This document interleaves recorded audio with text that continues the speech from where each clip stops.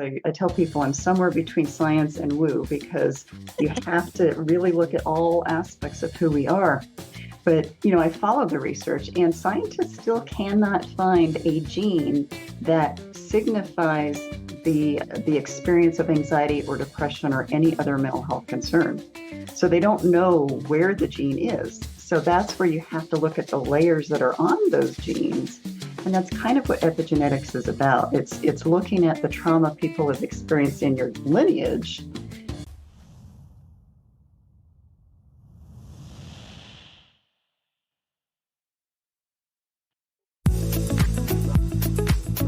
Hi, I'm Glennis Woods Mullins, and I love to help women to vibe, to be more vibrant, intuitive, beautiful, and empowered in midlife. So come on, let's vibe.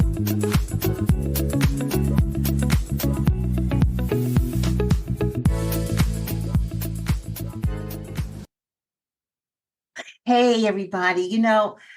I've told my story many times before, but for those of you who are new, let me just tell you that almost 17 years ago, well, more like about 20 years ago, I was diagnosed with an anxiety disorder.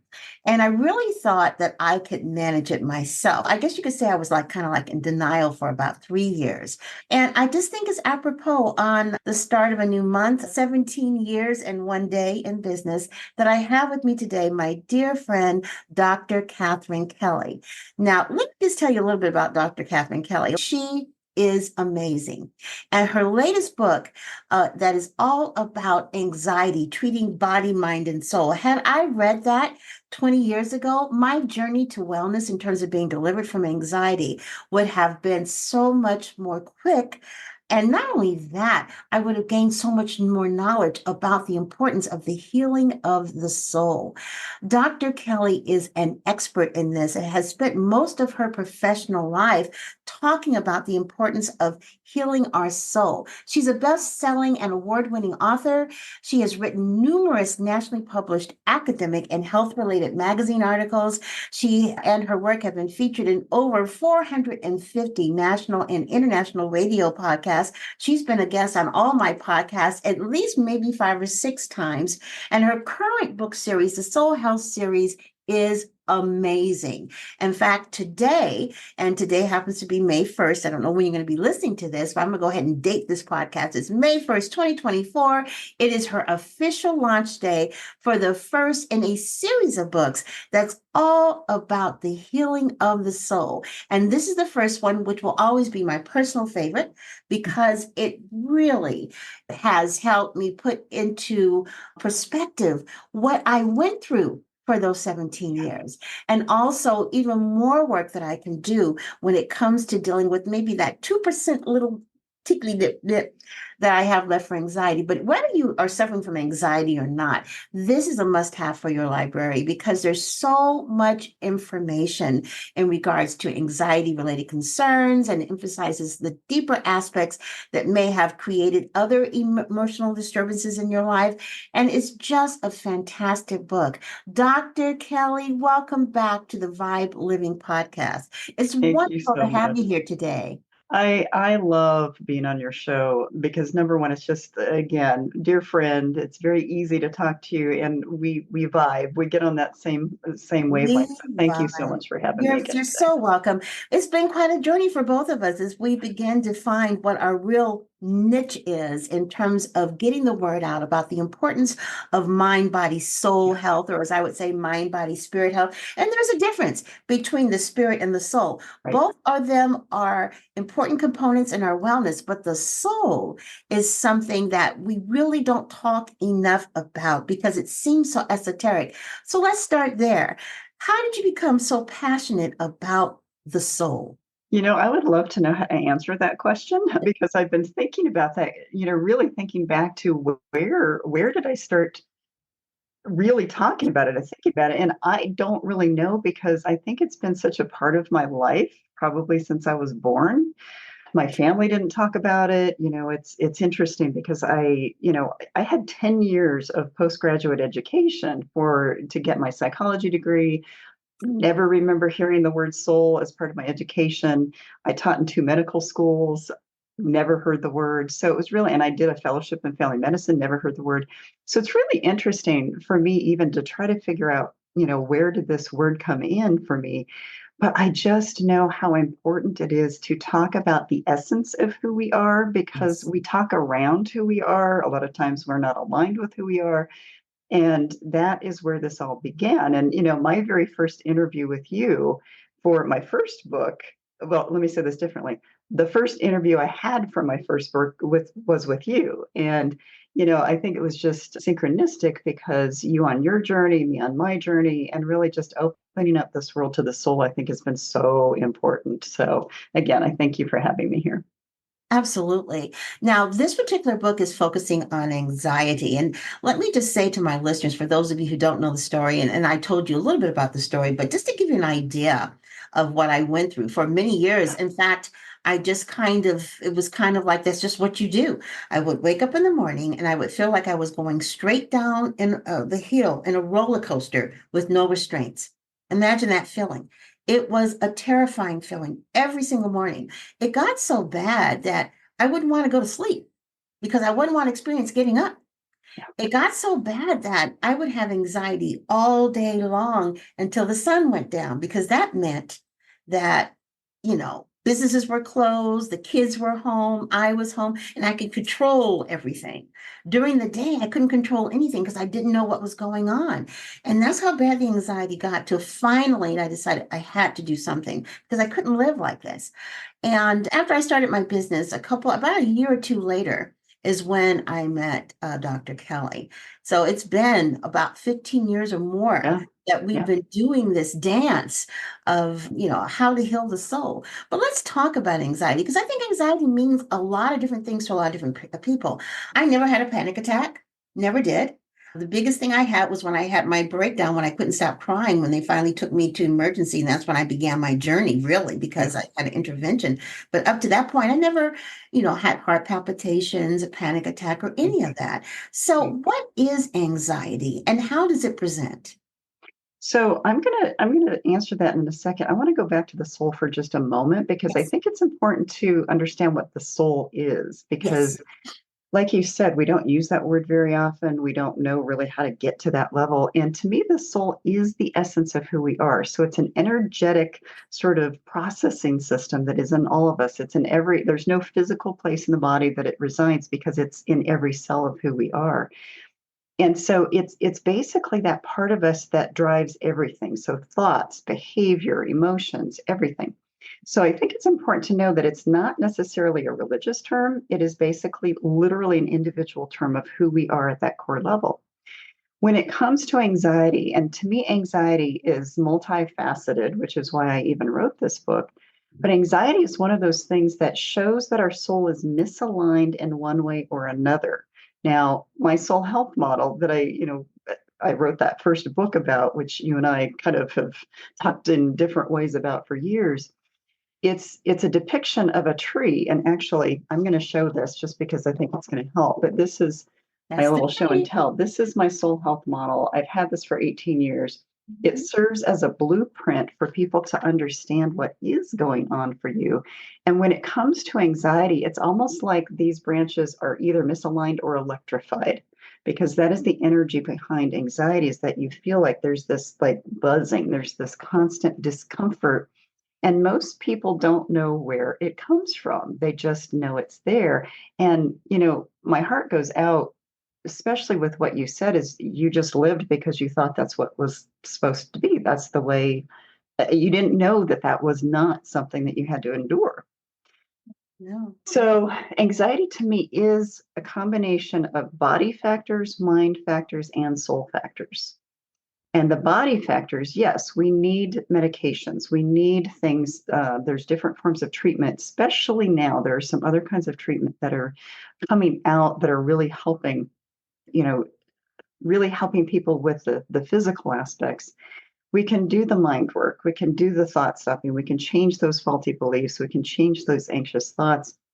But what I have found, and I'm sure you will probably agree to this, is that you can do a lot of the body work, you can do a lot of the mind work, but it's like a record that skips. It's almost like if your stress gets to a heightened level again, you go through the same things over and over again. So whether it is a panic attack, whether it's the worrisome thoughts, whether it's the physical symptoms, it's almost like there's something deeper going on. And that's exactly why I wrote this book. And I'm going to write about individual mental health concerns and really illuminate the soul aspects, because there are so many things that happen below the surface that science has not been able to identify. They're not even focusing on. And we're missing a huge part of who we are in the treatment of all mental health concerns, as far as I'm concerned. So And I think it's interesting because you have worked with traditionally trained doctors. You have worked with the MD side. You even went back to Harvard to get even more education on the mind, body, spirit approach, the integrative approach to what it is that you do. But the interesting thing about your book is that it touches on things that no traditionally trained medical doctor talks about, and that is the epigenetic influence, ancestral suffering, past life trauma, and other soul wounds that you cover. And explain what that is. I know some people say epigenetic. That sounds like something a doctor should know about, but what does they it mean should. when it comes to anxiety and how that works within us? So epigenetics is this newer term. It's not new like yesterday, but it's been around for about 15, 20 years. And epigenetics is basically the study of how emotional trauma, emotional concerns gets passed down genetically. So it's like there's this energetic imprint on our gene structure. And even though a person has not had trauma in their own lifetime, they can still feel the trauma of people from past life, from their generational line, because of the fact that it's already imprinted in their genetic system. So it's fascinating how it works from a biological perspective, because there's something else I talk about in the soul aspect, but the epigenetics is still part of the physical aspect, because it's literally part of our gene system. Now, what's fascinating, and I do follow science, because I tell people I'm somewhere between science and woo, because you have to really look at all aspects of who we are. But, I follow the research, and scientists still cannot find a gene that signifies the experience of anxiety or depression or any other mental health concern. So they don't know where the gene is. So that's where you have to look at the layers that are on those genes. And that's kind of what epigenetics is about. It's looking at the trauma people have experienced in your lineage that you are actually experiencing now without having had any of your own trauma. So there are cultural aspects, there's other things that are passed down, but it's literally like that genetic component that is being isolated now. How important is it for us to understand our ancestral background when it comes to our overall mental health, but in particular, anxiety? Well, this is where I'm gonna break it into the human level and the soul level. To me, the epigenetics, the actual physical passing down of those kinds of traits, I think is really essential. The second part of that is the soul part of it. So I'm going to show, I have all these diagrams. So I showed the soul health model earlier. This is the extended model.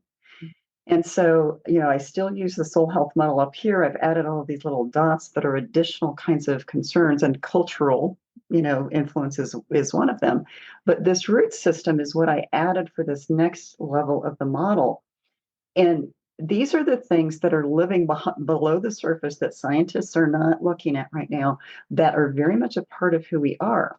So ancestral trauma is different than epigenetics. And ancestral trauma is literally how your soul carries the information about past lives, past life trauma, and how your soul, because your soul is infinite, your soul has been in every other past life. Mm-hmm. Mm-hmm. You are going to, it's not like you get a clean slate when you start a new lifetime. So you carry any trauma, any discomfort, anything from both yourself and ancestors into a current lifetime.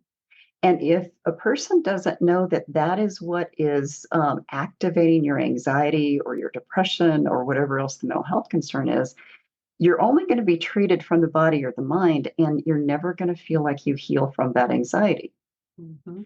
So it's important in so many ways, not only again from the epigenetics standpoint, but from that lower kind of that whole spectrum of the soul. That if you're carrying those wounds, if you're carrying that ancestral energy from what has happened in your lineage, whether it's your own experiences or those around you, you are not going to feel better.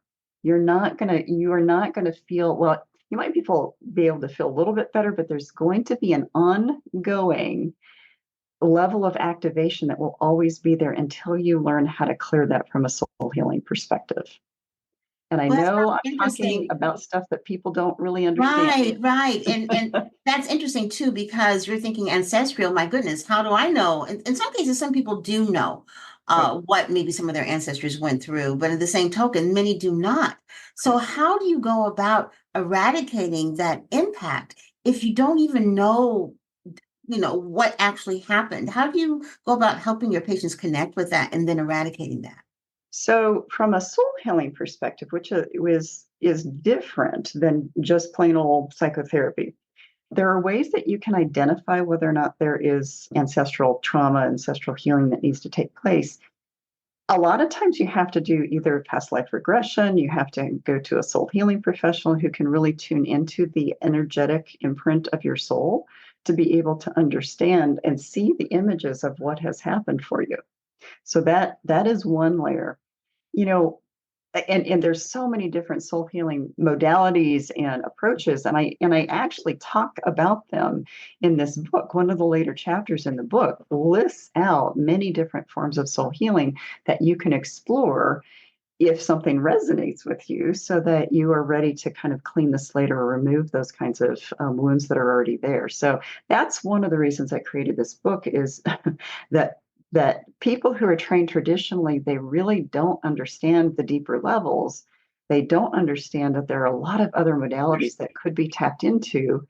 And so to me, this is like scratching the surface of opening up the world to soul healing, which is likely to be far more sustainable as far as healing goes than managing the symptoms. And I think that's a really important delineation, is that Mhm, what is done right now is to manage symptoms. mhm. It's not to do full healing. Yes, normally traditionally trained Western medicine doctors are trained to heal the symptoms and not necessarily go to the causation. And there's all kinds of reasons, managed care, there's all kinds of reasons why that happens. But the bottom line is the quest for anyone, whether you've got a toenail infection or anxiety, is to be able to peel back the layers to figure out, why did this happen? Where is it coming from?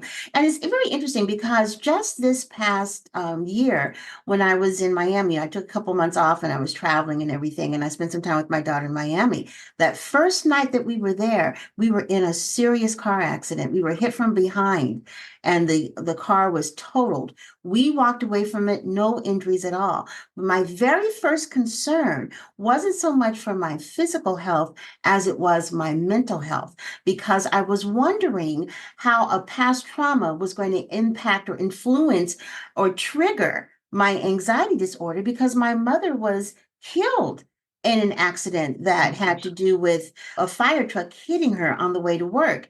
And what caused my anxiety was how I found out about it. It was trauma. And as we know, trauma, the body keeps a score with Yep, trauma, and the soul does as well. And was making sure that I was going to be all right from that level. So I immediately called my therapist and we had some sessions and stuff, and I was okay. But I really felt that a lot of times when these things happen with people, they're thinking about their back, their neck, they're not thinking about the other trauma, which has to do with our spiritual and soul trauma, right, that could be related to other traumas right. that we're not even thinking about. And as a result, that particular impact, had I not gotten the right kind of help, could have triggered and caused all kinds of other things later on that, I hadn't really dealt with. And I believe that's somewhat of the basis of your book, is learning how to peel Yes, back those layers. absolutely. It's absolutely the basis of the book. And this is a prime example of why it is so important to understand the soul, because had you not understand both aspects of the mental health for you and the soul, you might have overlooked that. You might have done what a lot of people do, because when people go through trauma, a lot of times all they want to do is get back in control. They want things to go back to normal and they don't really want to deal with their discomfort. But Right. you immediately knew out of your own wisdom and Mhm. experience that, okay, there are levels of something I need to take care of here. So I applaud you for calling your therapist right away, and also applaud you for knowing, okay, there may be something that is triggered here. Mhm. Mhm. I want to explain this from an energetic perspective, because this is something I explain in the book, and I think it's going to be helpful. You said the body keeps the score. And I'm going to explain that a little bit, because when we have soul level trauma, what happens, and I do explain this, but I want to explain it here as well. What happens is there's an energetic imprint left on our soul. So it's like everything we experience seasons our soul. If there is an energetic imprint from a trauma that seasons our soul, it's kind of laying dormant there until something acts to trigger it. Mhm. And the challenge with that is unless you really know enough about, well, we need to do soul informed care here, we need to pay attention to what might be happening in the service, you can have such a strong reaction and not know where it's coming from, Right. that it can debilitate you in some ways, Mhm. and it can be disproportionate to the actual event. But then that's also another cue that there is something deeper going on. But that energetic imprint from any kind of trauma in this lifetime or previous lifetimes that has been unattended will come back in one way or another. And I want to say how this ends up in our body, because like you said, the body keeps the score. And I tell people that energetic imprint, that energetic wound that is there, will eventually land in the physical body if it is unattended. And I can't tell you how many people have come to me for, whether it's psychotherapy or soul healing modalities, who have come to me and said, "Oh gosh, I've got this pain here. I've got this ache here. Wow, I had this injury and it's not healing, or I have this illness. I don't know where it came from." And when I go in and I kind of do that past life work, or I scan the soul structure to find out what's going on, what ends up happening is almost always I can see where that energetic imprint is activated, and it's coming out in the body, but the wound from the origin is really not physically based. Mm. It can be from that energetic imprint from several lifetimes ago that's been carried along. And until a person knows to heal some of that stuff, either from the psychological or the physical level, that part of them is going to be aggravated for like the rest of their life. So it's Amazing. interesting how it all works together, but it's all energy based. And whether we manifest it in our physical body or our emotional body, we're going we're going to exhibit some sort of discomfort in one way or another. So it's just really important to understand the layers of all of this. There's something you mentioned about energy. There's been a lot of talk about energy lately, especially on social media. And there's a lot of, I don't know, there's self proclaimed energy coaches, but I think some of them are self proclaimed energy coaches. But I would like you to tell our listeners from your perspective, what is energy and how does it work in our lives? Well, energy is everything. So, from a physics perspective, every single thing, this pen, our books, anything that you see behind me, everything has a different frequency of energy. What's interesting is, when you actually break it down from a scientific perspective, it has all to do with how tightly those little atoms that all of us are made up with are tucked together. So, a rock has very tightly tucked energy molecules. Mhm. Humans, because we are made of what, 95% water or something, I can't remember the actual percentage, we have a more fluid energy. But what the more fluid energy we have, the more likely we are to have these kinds of soul wounds affect us in a different way. So energy is this interesting thing where, again, way back in my high school years when I took physics, I think about, the teacher showing us what energy is. And all of us, everything around us is made of energy. It's just different frequencies or different levels of that. Again, like I said, they're kind of tucked in really tight if it's like a rock, with some of us, some of the things that are more fluid. us, animals, trees, plants, those energy molecules are spread out more. But what happens with that is that the soul wounding, those energetic imprints, actually get wedged into our energetic system, our energetic molecules, to the point where, if something happens to a rock, it takes a lot to hurt a rock. It doesn't really take us that much to break us down. Yeah. It just has to be the right kind of wound to pull us apart. So metaphorically, it's all about how those energy molecules work. But because we're so fluid and we're so impressionable as far as how our energy systems are created, we can hold those wounds. We can hold that. The challenge with it too is that, we don't have to have a blunt force wound in order to sustain damage. We can have really terrible words said to us. Mm-hmm. We can have betrayal of one way or of one, aspect or another. We can have abuse that's physical, beyond physical abuse, so emotional abuse or verbal abuse. Everything, even the power behind words, is energy. Mm-hmm.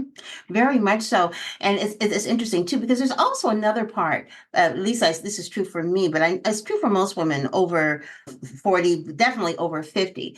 As you're going through menopause, there are hormonal shifts that go on, and some of them present as anxiety. And that's what happened to me. I also had menopausal anxiety because my cortisol levels, especially in the morning, were out of control. That's another reason why I was getting that feeling of going straight downhill with the roller coaster without restraints. But having that knowledge of the hormones and working with that is great.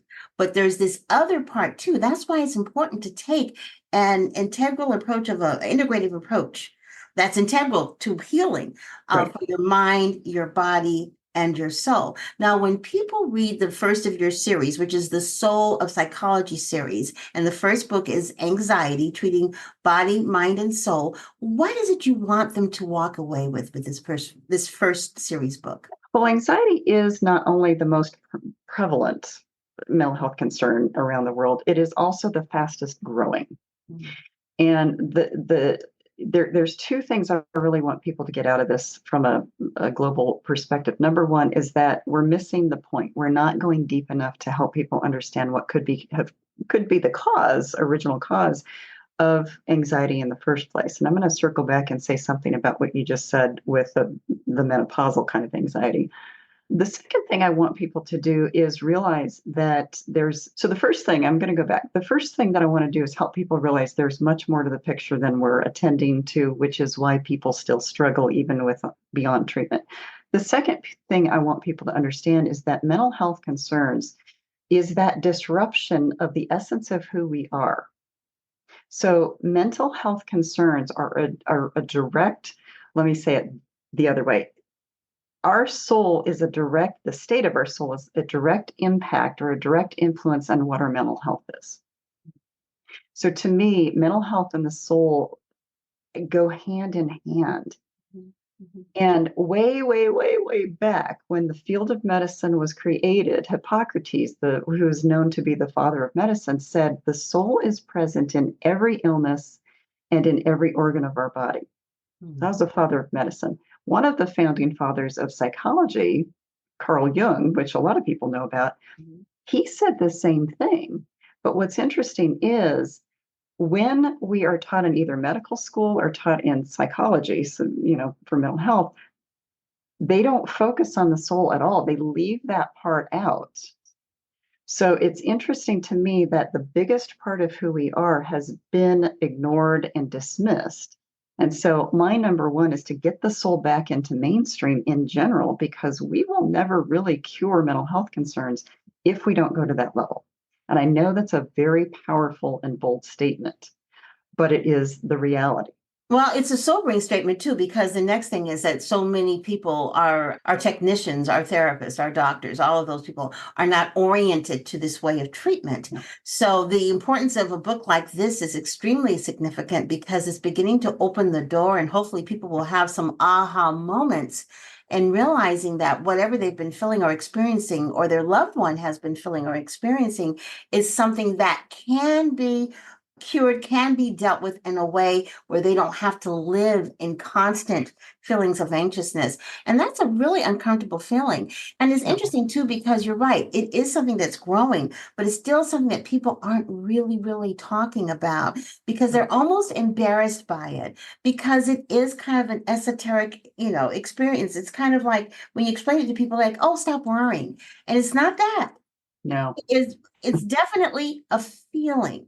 It's like an undercurrent, it's you an know. experience. Absolutely. It can become, as it was for me, a way of life where it's just always there in the background. You never really forget about it, but you just kind of coexist with it. But I can tell you from my own experience that it becomes mind numbing after a while and Right. debilitating if you don't deal with it. And Right. that's why I really encourage all of you who are listening in the Vibe Nation, all of y'all listening, I want you to pick up this book because I think we all have bouts of anxiety from time to time, but there's other things in this book that helps you peel back the layers in terms of the overall wellness necessity of the body, the mind, and the soul. Yeah. It's integrative. It's not one entity until itself. It's something, as I say all the time, is a continual journey. And that's why I believe that along the way, tools are introduced to you like this book that can be helpful. And, knowledge is really gives you a lot of power, but Right. acting on that knowledge, using the skills, the tools, and things that you learn about through listening to people like Dr. Kelly and reading her book, that's when you get powerful, is to actually begin to act on that. Now, I know today is launch day, and they can pick up the book on Amazon. Yeah, And so I focused mostly on Amazon. So if okay. people want to buy the book, they can type in Amazon search anxiety treating body, mind, and soul. Also, if you do see this video in today, you actually can go to my website and go to the Soul of Healing page. It's under the books tab, and there is a contact form at the bottom that if you fill out, it's a very brief contact form, but if you fill that out and put your Amazon purchase number in, then you will not only receive an email back with information. I have a tip sheet that I created, treating mind or anxiety through body, mind, and soul. Tip sheet on there that you will get. It's a PDF. And then also for today, one of the launch day bonuses that I have on there is that you can also enter your name into a drawing for Soul Health Essentials Soul Care Kit, which Soul Mm. Health Essentials is, and Linus and I have talked about this before, it's an essential oils company I created because I've been doing this work for so long. I know what people need. And so the essential oil blends I've created are about healing and soul evolution. So, that's another option in there. But you're also going to find lots of other information on my website about, Well, the all things those to links that come. you mentioned, the link to Amazon, the link to your website, they're going to be on the show page as well as your social media links. Wow, I could talk to you for another hour, 2 hours. Yeah. You know how we go when we get a chance Yes. to talk. But I am so proud of you and so honored to have you back on the Vibe Living podcast. It's just wonderful talking with you today. You too. Thank you so much for having me. And, it's just a joy to know you that you're in the world. Thank you. Yep, I'm still around. It'll be 67 years in Wow, that's June, wonderful. believe it or not. I know. It's That's beautiful. unbelievable. It's unbelievable that I've been here this long. But you know what's also unbelievable is that I've been able to speak to so many people and speak into so many lives over the years. And I'm very, very grateful. I'm grateful for all of you who are listening to this podcast. Make sure that you go ahead and take a look at the show page because all of the information about Dr. Kelly is right there. And to keep us in the echelon of Apple Podcasts, we're in the top 10%, please make sure that you like, share, and comment on this podcast. And I would love it if you would subscribe. There's so many great interviews here. This season has been wonderful. So check out all of the interviews in the seventh season. It has been absolutely unbelievable information from experts just like Dr. Katherine Kelly. Thanks so much for listening. It's been wonderful having you. Have a fantastic day. And don't forget to vibe. Bye-bye, everybody.